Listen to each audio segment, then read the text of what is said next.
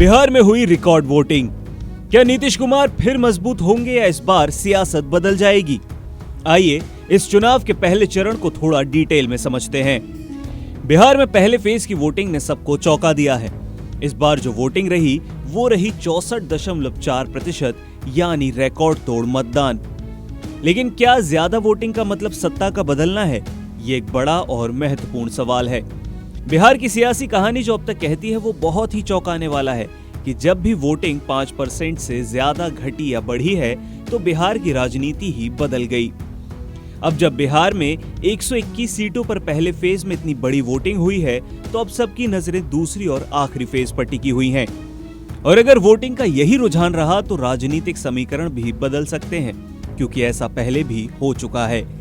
आजादी के बाद हुए 17 विधानसभा चुनावों के आंकड़े बताते हैं कि जब भी वोटिंग में 5% या उससे ज्यादा का उतार चढ़ाव हुआ है, सत्ता बदली या सियासत का दौर ही पलट गया। 5% से ज्यादा वोटिंग मतलब राजनीतिक बदलाव का संकेत। अब इतिहास के वो उदाहरण देख लेते हैं जब वोटिंग से पूरी राजनीति ही बदल गई।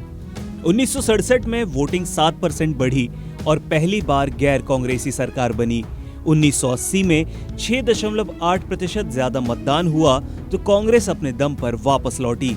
1990 में जब 5.8% की मतदान में बढ़त हुई तो लालू यादव सत्ता में आए और कांग्रेस का युग खत्म हो गया। इसके बाद सबसे बड़ा बदलाव हुआ 2005 में जब 16% वोटिंग कम हुई। लेकिन नीतीश कुमार ने लालू और राबड़ी के राज को खत्म करके सत्ता संभाल ली। अगर इस पूरी कहानी को समझे तो हर बड़े बदलाव के पीछे एक बड़ा वोटिंग जंप है। तो इस बार क्या अलग है? इस बार वोटिंग बढ़ने के 4 बड़े कारण सामने आए हैं। पहला है महिलाओं से जुड़े वादे। नीतीश कुमार सरकार ने 1.21 करोड़ महिलाओं को 10-10 हजार रुपए दिए। वहीं तेजस्वी यादव ने हर साल 30,000 रुपए देने का वादा किया है। दूसरा है SIR विवाद। महागठबंधन ने इसे वोट चोरी का मुद्दा बनाया, जिससे पिछड़े वर्ग के वोटर बड़ी संख्या में निकल कर आए। तीसरा है प्रशांत किशोर की जन स्वराज पार्टी। ये पार्टी पहली बार चुनावी मैदान में है और लोगों को एक नया विकल्प दिखाई दे रहा है। चौथा, छठ पर्व का असर।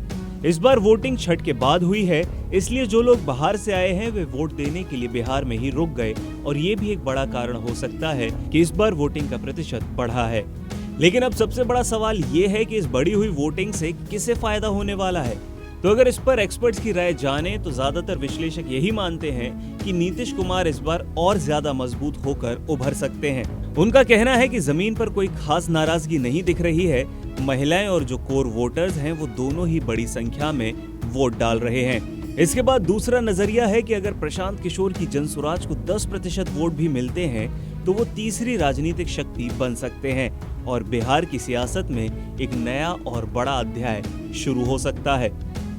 इसके अलावा तीसरा पहलू है कि अगर महागठबंधन कमजोर पड़ता है तो तेजस्वी यादव के नेतृत्व को खुद गठबंधन में चुनौती मिल सकती है और उनके खिलाफ चल रहे मामलों से उनकी भविष्य की राह और भी ज्यादा मुश्किल हो सकती है। तो आखिरी बड़ा सवाल यही है कि क्या नीतीश मजबूत होंगे या कोई नया चेहरा उभर कर सामने आएगा? बिहार में हर बढ़ी हुई वोटिंग ने एक नई कहानी लिखी है।